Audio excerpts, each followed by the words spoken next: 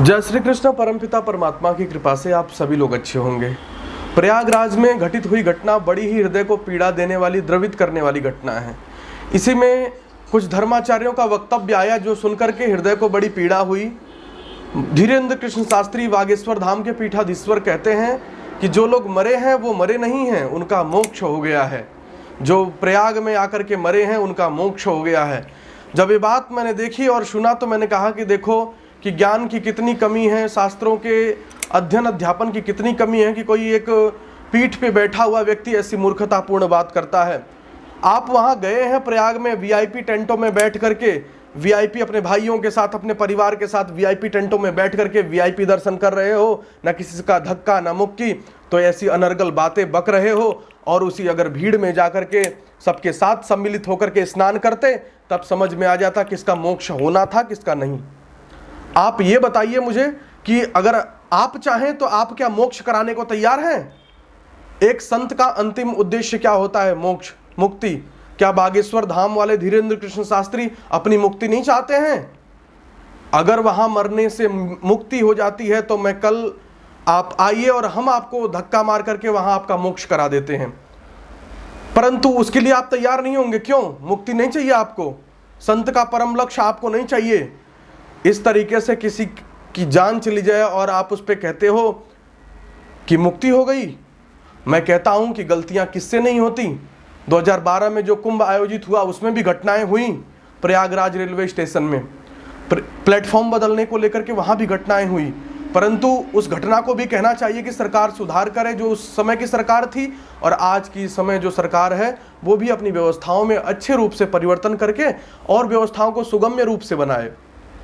एक और मैंने इनका इंटरव्यू देखा और बयान देखा, उसमें ये कहते हैं कि जो प्रयाग नहीं नहाने आएगा वो देशद्रोही कहलाएगा। आप बताइए, बॉर्डर पर हजारों सैनिक हैं, हॉस्पिटलों में हजारों डॉक्टर हैं, हजारों पुलिसकर्मी हैं जो स्थान स्थान पर तैनात किए गए हैं, जिन्हें छुट्टी नहीं मिल सकती। बहुत सारे लोग हैं जो यातायात के साधनों को नियंत्रित कर रहे हैं।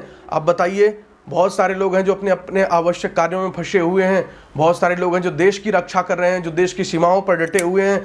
और ग्लेशियर में भी हमारे सैनिक रह करके देश की रक्षा कर रहे हैं। वो नहीं आ सके प्रयाग नहाने, क्या वो देशद्रोही हो गए? नहीं। हाँ, आप अपने वक्तव्य में सुधार करते हुए ये अवश्य कह सकते हैं कि अधिक से अधिक लोग संगम आइए, संगम का स्नान पवित्र स्नान होता है। परंतु यदि ये कहते हैं कि जो संगम स्नान करने नहीं आएगा वो देशद्रोही कहलाएगा, आप एक पीठ पर बैठे हुए हैं। आपके वाणी की एक मर्यादा होनी चाहिए। आप कहते हैं कि जो मर गए हैं उनका मोक्ष हो गया है। क्या ये आपकी भाषा एक संत रूपी भाषा है?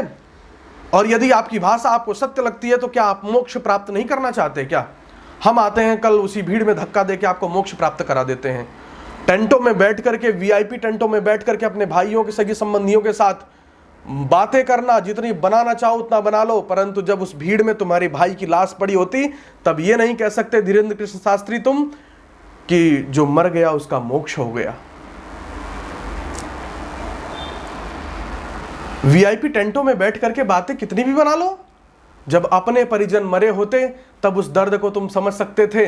जब अपना कोई खोया होता आपने तब आप समझते कि कौन मरा है, क्या किसका मोक्ष हुआ है, किसका संस्कार हुआ है। भोली भाली जनता को बहका करके आप इस तरीके से लेपा पोती करने का जो कार्य कर रहे हैं ये बड़ा ही निंदनीय है। आप उस पर खेद व्यक्त कर सकते हैं, दुख व्यक्त कर सकते हैं, क्योंकि आप, वो परमात्मा की अपनी व्यवस्था है। आपके पाखंडवाद की व्यवस्था के हिसाब से वो चीज़ें नहीं चलती हैं। वो एक परमात्मा की अपनी व्यवस्था है। किसको कहाँ बुलाना है, कैसे बुलाना है, वो उसकी अपनी व्यवस्था है। पर इस पे हम ये कहते हैं कि जो मर गया उसका मोक्ष हो गया, ये सरासर निंदनीय वक्तव्य है और एक पीठ पे बैठे व्यक्ति को ये शोभा नहीं देता है। अपने वक्तव्यों में सुधार करना चाहिए आपको। और ये कि जो कुंभ नहाने नहीं आए वो देशद्रोही हो गए, जो कहूँ कि यहाँ मर गए उनका मोक्ष हो गया, ऐसे वक्तव्यों को एक पीठ पर बैठा व्यक्ति यदि ऐसा वक्तव्य देता है तो ध्यान रखना उसके अंदर कहीं ना कहीं ज्ञान की कमी है। इसलिए ज्ञान की वृद्धि और ऐसे अनर्गल उपदेश और ऐसे अनर्गल वक्तव्य जो देते हैं, ये देने का अधिकार तभी है जब उसी भीड़ में तुम्हारे भाई का मोक्ष हो गया होता। बाकी आप सभी लोग पूर्ण रूप से बात को समझना चाह रहे होंगे कि मैं किन बातों का विश्लेषण करना चाहता हूं। मैं विश्लेषण केवल यही करना चाहता हूं कि किसी भी पीठ पे बैठे साधु संत को ज्ञान, शास्त्रीय ज्ञान होना चाहिए। उसके बाद फिर वो अपने वक्तव्यों को रखे। अनर्गल कुछ भी बोलना, कुछ भी कहना प्रारंभ कर दे, ये किसी भी पीठ पे बैठे व्यक्ति के लिए शोभा नहीं देता। यदि धीरेन्द्र कृष्ण शास्त्री ये हमारी वीडियोस देख रहे हैं तो भविष्य में दिए जाने वाले वक्तव्यों पे अपना अवश्य ध्यान रखें और हमारे पीठ की मर्यादा और सनातन धर्म की मर्यादा को बनाए रखें।